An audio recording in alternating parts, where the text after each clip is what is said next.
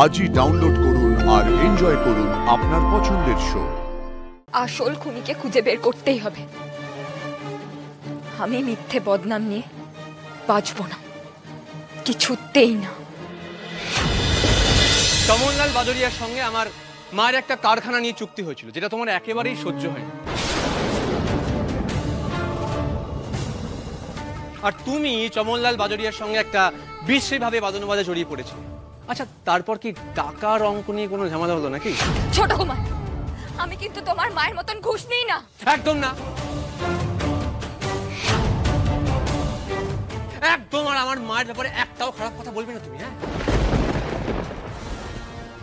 বাইরের লোক তোমাকে খুনি বলছে, তোমাকে পুলিশ দিয়ে অ্যারেস্ট করানোর জন্য দাবি জানাচ্ছে, আর তুমি এখানে আমার মায়ের নামে বদনাম করছো। হ্যাঁ, তোমার সাহস তো কম নয়। পুলিশ তোমার আত্মীয়, দাদা দিদি হয়ে গেছে বলে তুমি নিজের পিঠ বাঁচানোর জন্য যা ইচ্ছে তাই করবে, সেটা আমি হতে দেবো না।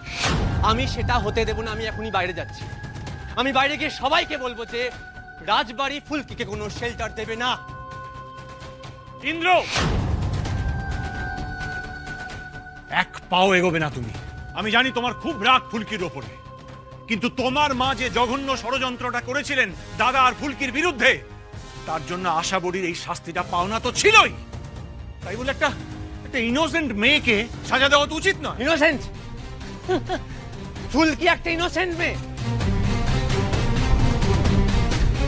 তোমরা ওকে যেরকম সরল মেয়ে ভাবছো না, ও একদম ওরকম নয়।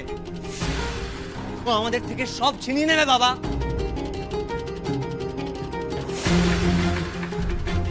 আরে ও পলিটিক্স জয়েন করছে, ও নাকি সরল? বাবা বাবা, একদিন ঠিক প্রমাণ হয়ে যাবে যে ফুলকি দাস কত বড় কালসা।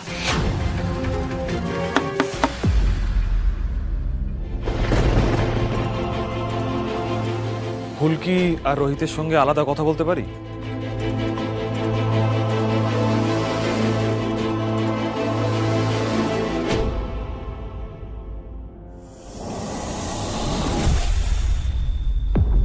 ফুলকি, যা যা ঘটেছে আমাকে সবটা ডিটেলে বলো প্লিজ। কারণ তোমার নামে একটা বড় রকমের সন্দেহ রয়েছে। এই চমনলাল বাজরিয়া, উনি একজন নামকরা মানুষ। হ্যাঁ, এটা ঠিক যে উনি নানা রকম অসাধু প্রক্রিয়া নিতেন ব্যবসায় প্রফিট মার্জিন বাড়ানোর জন্য, কিন্তু ব্যবসায়ী মহলে উনি একজন নামকরা মানুষ। একটা ঝড় তো উঠেছে চারিদিকে। রুলিং পার্টি তোমার নামে অ্যারেস্ট ডিমান্ড করে জায়গায় জায়গায় বিক্ষোভ দেখাচ্ছে। বারণ করেছিলাম অংশটা, বিশ্বাস করো, বারবার বলেছিলাম পাকামো করো না, একা একা ওস্তাদি করো না, কিন্তু ও তো ওস্তাদ, করবে ওস্তাদি। পাকামো না করলে তো ভাত হজম হয় না। না, এত বড় একটা অ্যালিগেশন, এত সিরিয়াস একটা অভিযোগ, মানে চিন্তা হচ্ছে এবার সিরিয়াসলি মাথা কাজ করছে না, কি করা উচিত বুঝতে পারছি না। দেখো রোহিত, আমি অ্যারেস্টটা আপাতত ঠেকিয়েছি। স্বাগতা ম্যামও উদ্যোগ নিয়েছেন, কিন্তু ফরেন্সিক রিপোর্ট আর পোস্টমর্টম রিপোর্ট আসা পর্যন্ত। ফুলকি, যা যা ঘটেছে আমাকে সবটা ডিটেলে বলো। দাদা ভাই, আমি যখন হোটেলে গিয়েছিলাম, বাজরিয়া তখন ভিত পুজো নিয়ে কথা বলছিলেন। আমি সোজা ঘরে ঢুকে যাই। ওনার अभी आशाबरी चौधरी जी पिक्चर में है नहीं, पिक्चर है नहीं, फिर से पैसा देना पड़ेगा। 50 लाख आपको दिया। সকলে কিন্তু আশাবরী চৌধুরীর মতন দুর্নীতিবাজ ঘুষখোর হবে না। আপনি যদি রাজমহল থেকে পাত্তারি না গোটান, তবে আপনি কিন্তু ফুলকি দাসকে এখনো চেনেন।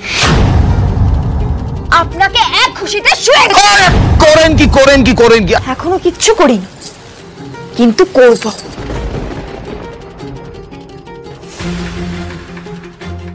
অংশদা, এই সব কিছু তো ফুলকির এগেইনস্টে যাবে। হ্যাঁ, তা তো যাবেই। আচ্ছা ফুলকি, তুমি যখন বেরিয়েছিলে তখন বাজরিয়াজি পুরোপুরি সুস্থ ছিল, রাইট?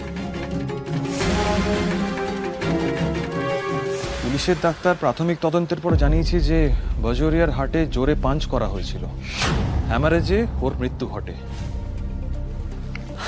ওর ডেড বডির পাশে চুরির টুকরো পাওয়া গেছে। আমি ল্যাবে পাঠিয়েছি, এবার দেখা যাক কি আসে। চুরি? আমার চুরি ভাঙেনি তো? কই খেয়াল করিনি তো। দাঁড়াও দাদা ভাই, গুনে দেখছি আমি। 1 2 3 4 5 6 7 8।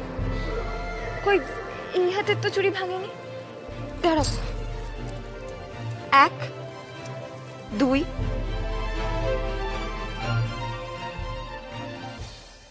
6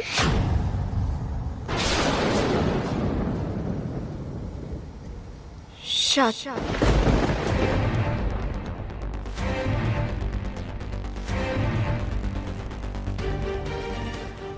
দাদা ভাই, দাদা ভাই বিশ্বাস করো আমি জানি না আর একটা চুরি কি করে ভাঙলো, কিন্তু বাজুরিয়ার ওখানে তো ভাঙেনি আমার চুরি।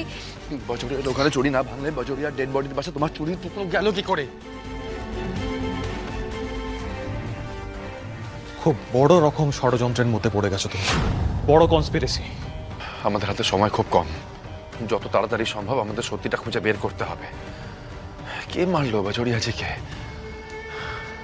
এটা তো বোঝাই যাচ্ছে রোহিত, ফুলকির বেরিয়ে আসা এবং কর্মচারীদের বাজরিয়ার খোঁজে ঢোকা, এর মধ্যেই খুনি এসে ঢোকে এবং খুন করে পালিয়ে যায়। হয়তো বাথরুম দিয়ে এসেছে বা হোটেলের জানলা দিয়েও ঢুকতে পারে, কিন্তু এসব ইনভেস্টিগেট করতে তো অনেক সময় লাগবে, আর আমাদের হাতে সময় নেই। আচ্ছা দাদা ভাই, আমরা ময়না তদন্ত রিপোর্ট দিয়ে কিছু করতে পারি না? মানে যদি ওই রিপোর্টটা আমরা রিপুদলন স্যারের কাছে নিয়ে যাই, আগে থেকে যদি রিপোর্টটা পাওয়া যেত। ফুলকি, তুমি এই খুনের একজন পসিবল অ্যাকিউজড। এই খুনের দায় তোমার উপর আসতে পারে। এখানে অংশটা তোমাকে আগে থেকে কি করে রিপোর্টটা পাঠাবে? দাঁড়া রোহিত, আমরা 2-3 জন মিলে পোস্টমর্টমের রিপোর্টটা আনতে যাবো, সঙ্গে অন্যান্য অফিসাররাও থাকবে, কিন্তু তাও আমি চেষ্টা করব পোস্টমর্টমের রিপোর্টটা তোমাদের কাছে পাঠানোর জন্য। আমি তো ভালো করতে গিয়েছিলাম, মা কালী কি আমাকে রক্ষা করবে না? ফুলকি ভেঙে পড়ো না, ভেঙে পড়ো না, কেঁদো না, কেঁদো না। আছি তো, আমি আছি তো, আমি আছি, তোমার দাদা ভাই আছে, আমরা ঠিক একটা না একটা উপায় বের করবো, তাই তো অংশদা? একদম ঠিক বলেছো রোহিত, কিচ্ছু হবে না তোমার ফুলকি। তোমরা ওই রিপু দোলন বাবুর সঙ্গে যোগাযোগ করো, আমি দেখি কি করতে পারি। যেভাবেই হোক আসল খুনিকে খুঁজে বের করতেই হবে। আমি মিথ্যে বদনাম নিয়ে বাঁচবো না, কিছুতেই না।